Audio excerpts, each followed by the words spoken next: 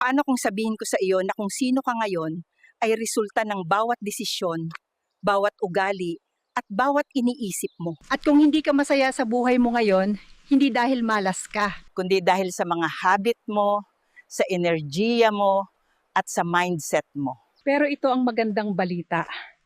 Pwede mong baguhin ang lahat sa pamamagitan ng pag-disappear. Kapag sinabi kong maglaho, hindi ibig sabihin nun tumakbo palayo. Ibig sabihin, tumahimik.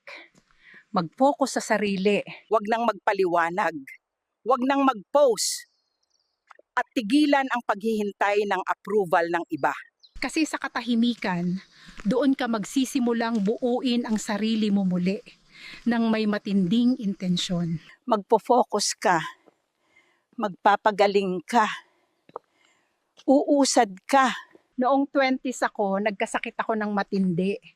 Walang nanisi sa akin pero alam kong ito ay dahil sa kapabayaan ko. Kaya nagdesisyon akong maglaho.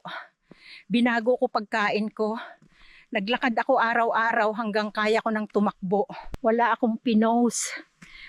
Wala akong sinabihan.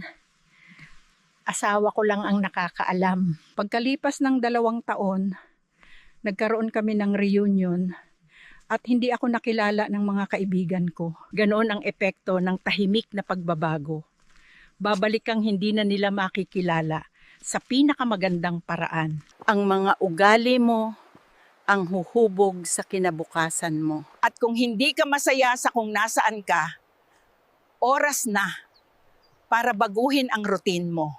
Hindi mo kailangang baguhin lahat agad-agad.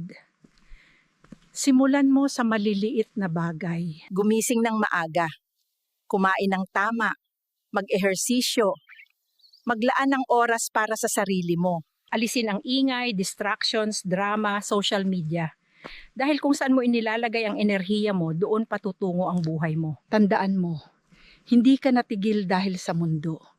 Natigil ka dahil nakakapit ka pa rin sa dating ikaw. Kaya bitawan mo na. Simulan mong buuin ang bagong kwento. Paalalahanan mo ang sarili mo, hindi kung sino ka noon, kundi kung sino ka na ngayon at kung sino ka sa pagpapatuloy mo. Ang buhay na gusto mo, isang desisyon na lang ang pagitan. Maglaho, mag-rebuild, at bumalik na ibang tao na. Hayaan mong magtaka ang mundo kung anong nangyari at humanga sa kung sino ka na ngayon.